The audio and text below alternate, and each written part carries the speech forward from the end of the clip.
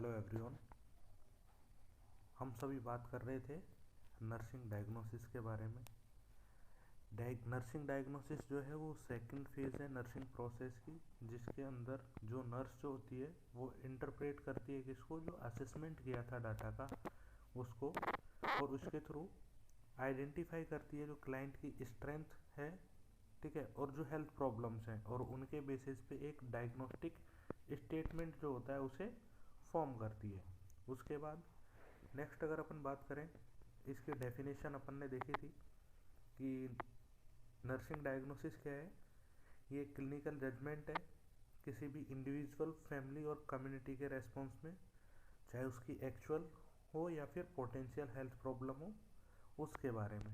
उसके बाद अगर अपन बात करें तो जो नर्सिंग डायग्नोसिस है उसके टाइप्स के बारे में अपन ने देखा था। ये कितने तरीके के होते हैं?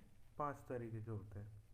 अब 5 के अंदर अपन ने बात की थी actual nursing diagnosis, risk nursing diagnosis, possible nursing diagnosis, syndrome nursing diagnosis और वेलनेस नर्सिंग डायग्नोसिस। सबसे पहले अपन बात करते हैं एक्चुअल नर्सिंग डायग्नोसिस के बारे में।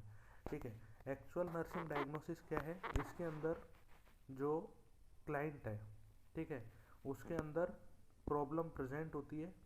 ठीक है, कब? जब अपन क्या कर रहे हैं, नर्सिंग असेसमेंट कर रहे हैं। ये किसके ऊपर बेस होता है? जो एसोसिएट साइन एंड सिम्टम है, मतलब एट प्रेजेंट उसके अंदर अपन को क्या साइन और सिम्टम अपन को देखने को मिल रहे हैं, उसके ऊपर बेस्ड होती है। फिर नेक्स्ट अगर अपन बात करें, अगर इसका एग्जांपल अगर अपन देखें तो इनएफेक्टिव ब्रीथिंग पैटर्न, मतलब एक पेशेंट है जो प्रॉपर ब्रीथिंग नहीं कर पा रहा। मतलब क्या है कि साइन सिम्टम जो है वो एसोसिएट है, साथ में अपन को क्या कर रहे हैं, जो प्रेजेंट में क्या है प्रॉब्लम है पेशेंट की, उसके बेसिस पे अपन क्या कर रहे हैं, एक्चुअल डायग्नोसिस कर रहे हैं। नेक्स्ट अपन बात करते हैं एक्चुअल के बाद risk nursing diagnosis. Risk nursing diagnosis के अंदर क्या होता है? इसके अंदर जो प्रॉब्लम होती है एट प्रेजेंट तो प्रेजेंट नहीं होती, लेकिन क्या होते हैं, रिस्क होते हैं, फिर चांसेस होते हैं कि ये जो प्रॉब्लम है वो फ्यूचर में डेवलप हो सकती है। कब? अगर अपन ने नर्सिंग इंटरवेंशन का यूज़ नहीं किया है तो ये क्या हो सकती है, फ्यूचर में डेवलप हो सकती है। जैसे अपन बात कर सकते हैं एग्जांपल के अंदर risk of nursing, risk of infection और रिस्क फॉर फर्दर कॉम्प्लिकेशंस। ठीक है, उसके बाद अपन बात करते हैं रिस्क नर्सिंग डायग्नोसिस के बाद possible nursing diagnosis. Possible nursing diagnosis के अंदर अगर अपन बात करें तो इसके अंदर क्या होता है, जो हेल्थ प्रॉब्लम होती है उसके बारे में जो इन्फॉर्मेशन होती है या तो इनकम्प्लीट होती है या फिर अनक्लियर होती है, मतलब हमें प्रॉपरली पता नहीं होता ना, या फिर अपन बोल सकते हैं कि जो हेल्थ प्रॉब्लम है उसके बारे में हमको क्या नहीं है, प्रॉपर हमारे पास एविडेंसेस नहीं है कि हेल्थ प्रॉब्लम क्या है। ठीक है, जैसे फॉर एग्जांपल अगर अपन बात करें तो एक वृद्ध औरत है जो विधवा है, ठीक है, अकेली रह रही है, हॉस्पिटल के अंदर एडमिट है। जो नर्स है वो नोटिस कर रही है कि उसके पास कोई भी विजिटर नहीं आ रहे, ठीक है, तो क्या करेगी वो, अटेंशन, ठीक है, अटेंशन सिक करना चाहेगी जो हेल्थ केयर प्रोवाइडर है या फिर नर्सिंग स्टाफ है उसके द्वारा।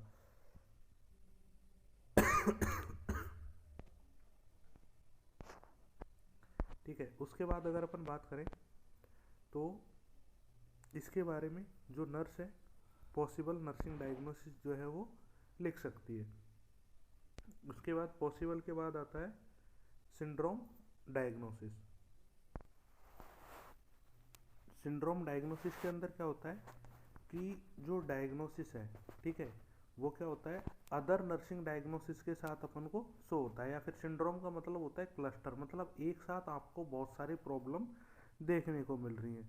ठीक है, जैसे एग्जांपल के अंदर डिफ्यूज सिंड्रोम। डिफ्यूज सिंड्रोम मतलब कोई पेशेंट है जो लॉन्ग टर्म से क्या है, बेड रिडन है, ठीक है, तो उसके अंदर आपको बहुत सारी चीज़ें देखने को मिलेगी। ठीक है, नेक्स्ट इम्पेयर्ड फिजिकल मोबिलिटी, जिसे अपन बोल सकते हैं कि जो पेशेंट है वो मूवेबल नहीं है, एक जगह से दूसरी जगह जा नहीं सकता, तो उसके अंदर भी अपन को क्या है, बहुत सारी चीज़ें देखने को मिलेंगी। जैसे अपन बोल सकते हैं उसको क्या हो जाएगा, बेड शोर हो जाएगा, ठीक है, स्किन इंटेग्रिटी है वो प्रॉपर नहीं हो पाएगी।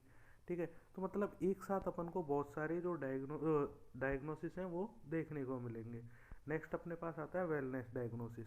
ठीक है, वेलनेस डायग्नोसिस के अंदर क्या होता है कि जो पेशेंट है वो तो हेल्दी होता है, लेकिन वो पेशेंट क्या चाहता है, उसकी डिज़ायर होती है कि वो क्या करे, हाइयर लेवल ऑफ वेलनेस को क्या करे, अचीव करे। ठीक है। नेक्स्ट अगर अपन बात करें तो जो डायग्नोसिस होते हैं उसके 3 कंपोनेंट होते हैं। ठीक है। कंपोनेंट कौन कौन से होते हैं? सबसे पहले तो द प्रॉब्लम। प्रॉब्लम जो होती है, पहला कंपोनेंट होता है प्रॉब्लम, जिसे अपन बोलते हैं डायग्नोस्टिक लेवल। सेकंड होता है एटियोलॉजी, जिसे अपन बोलते हैं रिलेटेड फैक्टर या फिर रिस्क फैक्टर्स जो होते हैं वो। और जो नेक्स्ट आता है वो आता है डिफाइनिंग कैरेक्टरिस्टिक, मतलब ऐसे कैरेक्टरिस्टिक जो आपको क्या कर रहे हैं, बता रहे हैं किसके बारे में, जो डायग्नोसिस आप लिख रहे हैं उसके बारे में। तो सबसे पहले अपन बात करते हैं प्रॉब्लम और डायग्नोस्टिक लेवल की, जो कंपोनेंट है उनके अंदर प्रॉब्लम या फिर डायग्नोस्टिक लेवल की। तो जो प्रॉब्लम होती है, ठीक है, ये क्या होती है, या फिर डायग्नोस्टिक लेवल है वो क्या होता है कि ये एक ऐसा अपन बोल सकते हैं डेटा है जो क्या करेगा, डिस्क्राइब करेगा पेशेंट के रेस्पॉन्स को या फिर हेल्थ प्रॉब्लम को। ठीक है। नेक्स्ट अगर इसका अपन एग्जांपल लें तो एग्जांपल है इसका एक्टिविटी इंटॉलरेंस, मतलब पेशेंट जो प्रॉब्लम हो रही है, ठीक है, क्या कर रहा है पेशेंट, रेस्पॉन्स कर रहा है, या फिर जो हेल्थ प्रॉब्लम है वो होगी क्या, डायग्नोस्टिक लेवल अपना। तो इसके अंदर अपन देख सकते हैं एक्टिविटी इंटॉलरेंस, कॉन्स्टिपेशन हुआ, डायरिया हुआ, ठीक है, या फिर अपन बोल सकते हैं हाइपरटेंशन हुआ, ठीक है, इनफेक्टिव ब्रीथिंग पैटर्न हुआ। ये सब क्या है, एक्चुअल प्रॉब्लम है जो अपन को देखने को मिल रही है। फिर नेक्स्ट आता है डिफाइनिंग कैरेक्टरिस्टिक। ठीक है।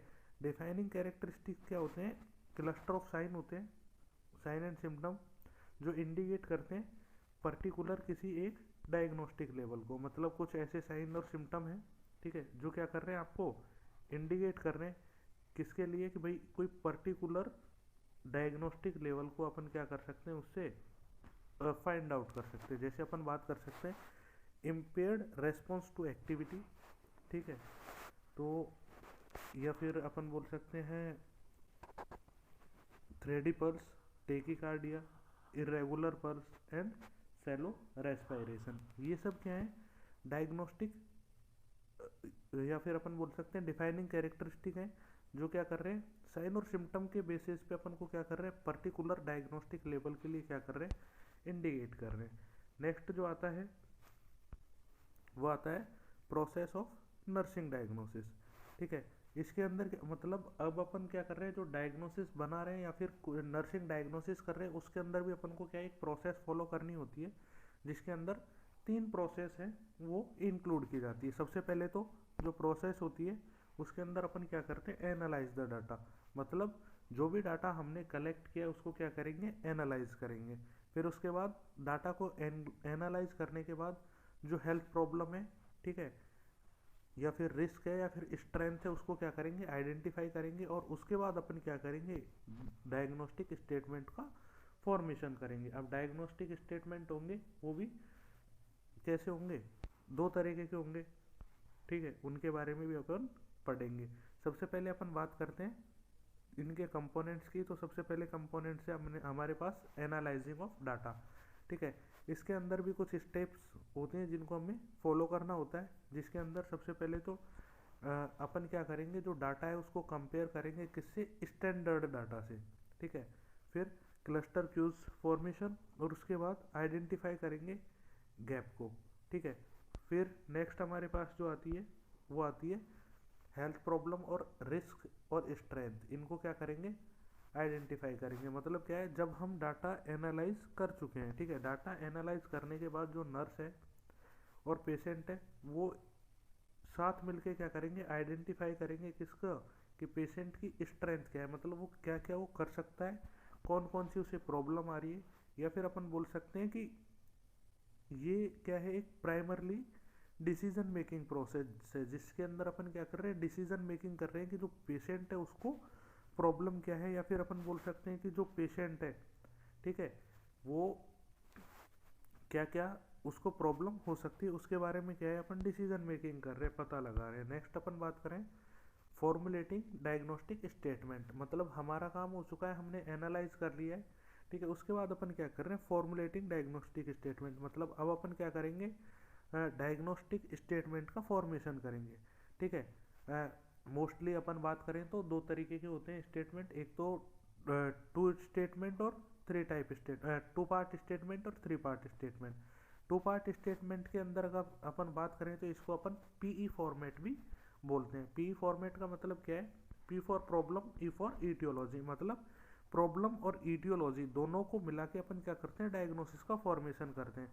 अब इसको मिला के अपन किससे ज्वाइंट करते हैं? रिलेटेड टू से ज्वाइंट करते हैं। जैसे प्रॉब्लम क्या है कि जो पेशेंट अपन को रेस्पॉन्स कर रहा है, ठीक है, वो तो हमारी हो गई प्रॉब्लम। ईटियोलॉजी क्या है? ईटियोलॉजी का मतलब ऐसे फैक्टर्स जो क्या कर रहे हैं? प्रॉब्लम कॉज करने के लिए क्या कर रहे हैं? कंट्रीब्यूट कर रहे हैं अपना, या फिर अपन बोल सकते हैं प्रॉब्लम कॉज करने के लिए रेस्पॉन्सिबल है। ठीक है, तो एग्जाम्पल अगर अपन देखें पीई स्टेटमेंट का, या फिर अपन बात करें टू पार्ट स्टेटमेंट का, तो इसको अपन कैसे लिखेंगे? प्रॉब्लम, फिर उसे क्या करेंगे? प्लस करेंगे किससे? रिलेटेड टू से। ठीक है, और उसके बाद अपन लिख देंगे ईटियोलॉजी। ठीक है, फॉर एग्जाम्पल जैसे हमारी प्रॉब्लम क्या थी? एक्टिविटी इंटॉलरेंस, अपन ने उसको ज्वाइन किया रिलेटेड टू से, और फिर उसकी वजह किसकी वजह से हो रही है? ईटियोलॉजी, जनरलाइज वीकनेस और ओबेसिटी। मतलब इस तरीके से हम क्या कर सकते हैं? जो टू पार्ट स्टेटमेंट है उसका फॉर्मेशन हम कर सकते हैं। नेक्स्ट अपन देखते हैं थ्री पार्ट स्टेटमेंट का। थ्री पार्ट स्टेटमेंट के अंदर अपन इसको बोलते हैं पीईएस फॉर्मेट। ठीक है, पीईएस फॉर्मेट का मतलब P for problem, E for etiology, वही सेम होगा, और एस फॉर जो अपन इसमें नया ऐड कर रहे हैं वो होगा साइन एंड सिम्टम। मतलब इसके पी और ई तो सेम रहेगा, उसके बाद अपन क्या करेंगे? जो साइन एंड सिम्टम अपन लिखेंगे उसको अपन ज्वाइन कर देंगे किसके साथ? एविडेंस्ड बाय के साथ। मतलब हम जो प्रॉब्लम देख रहे हैं या फिर साइन सिम्टम देख रहे हैं, मतलब जो हमने प्रॉब्लम लिखी है, ठीक है, उसके साइन एंड सिम्टम क्या कर रहे हैं? उसको एविडेंस कर रहे हैं, या फिर अपन बोल सकते हैं कि क्या दे रहे हैं? उसकी सबूत दे रहे हैं कि भाई ये प्रॉब्लम इस पेशेंट को एक्चुअल में है। तो कैसे होगा? सेम वैसे ही होगा, प्रॉब्लम प्लस ईटियोलॉजी प्लस जो होगा साइन एंड सिम्टम, पीईएस। ठीक है, अब प्रॉब्लम जो प्लस करेंगे वो तो हम किससे कर देंगे? रिलेटेड टू से। ठीक है, और जो साइन एंड सिम्टम, ईटियोलॉजी और साइन सिम्टम को प्लस करेंगे वो अपन करेंगे किसके थ्रू? एविडेंस बाय के थ्रू।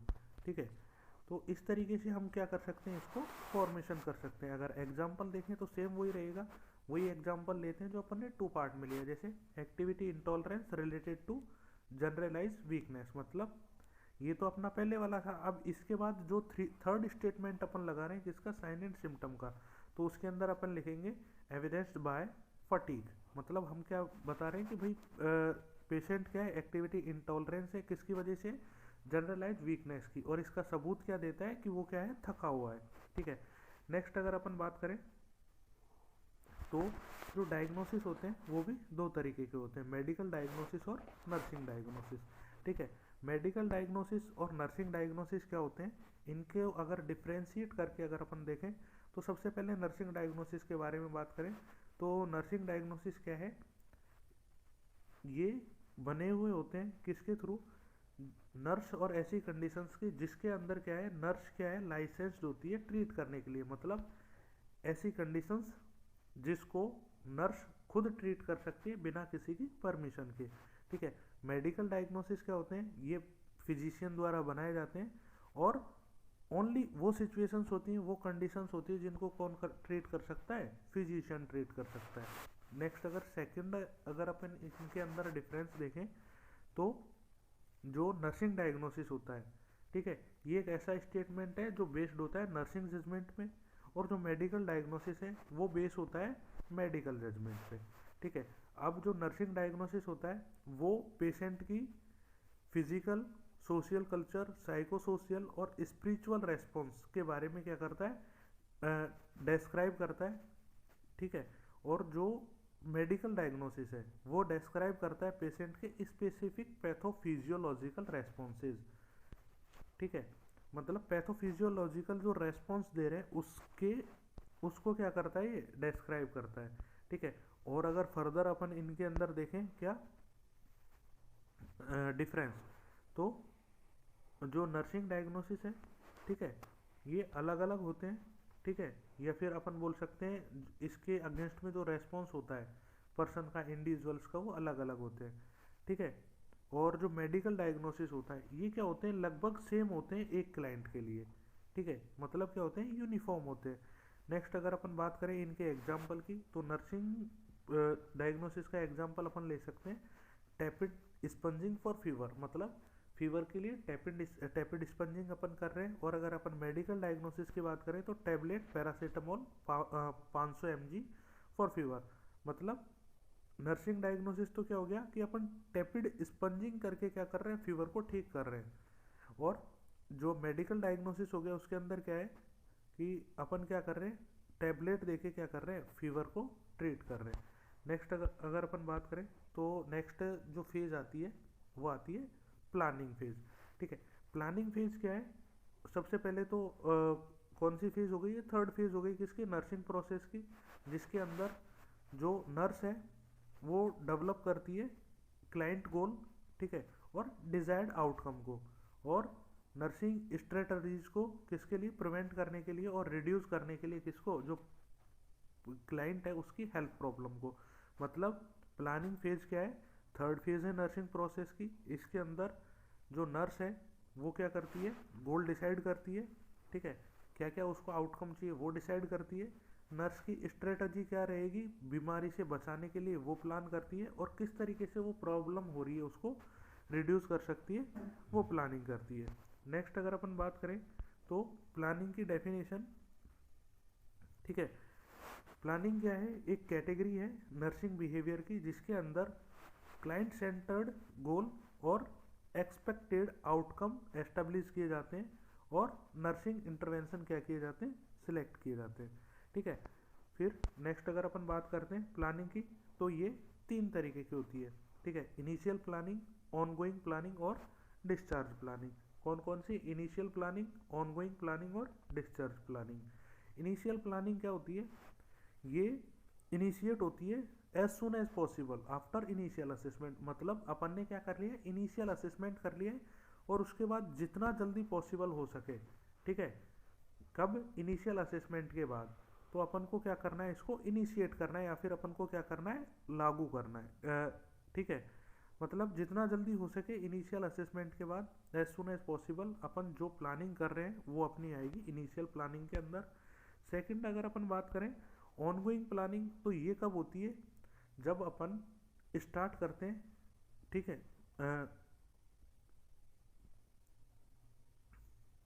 क्या जब अपन स्टार्ट करते हैं क्लाइंट की केयर, और लास्ट तक जब तक पेशेंट जो होता है डिस्चार्ज होता है, मतलब जब अपन क्या कर रहे हैं, पेशेंट की केयर करते हैं उस ड्यूरेशन पे अपन को क्या करता है, ऑनगोइंग प्लानिंग, मतलब लगातार आप क्या कर रहे हो, पेशेंट को देख रहे हो, ठीक है, उसकी कंडीशन को देख रहे हो और उसी के हिसाब से क्या कर रहे हो, प्लानिंग कर रहे हो पेशेंट के लिए कि किस तरीके से अपन को उसकी केयर प्रोवाइड करवानी है। नेक्स्ट आता है डिस्चार्ज प्लानिंग, ठीक है, डिस्चार्ज प्लानिंग कब की जाती है, ये क्वेश्चन बनता है कि डिस्चार्ज प्लानिंग जो होती है वो कब की जाती है।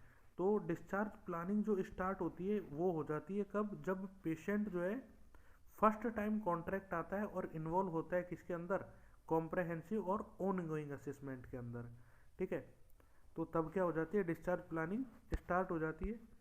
फिर नेक्स्ट अगर अपन बात करें तो नेक्स्ट अपना आता है डेवलपिंग नर्सिंग केयर प्लान, ठीक है, नर्सिंग केयर प्लान है उसको अपन को डेवलप किस तरीके से करना है इसके बारे में हम पढ़ेंगे नेक्स्ट क्लास के अंदर। Thank you.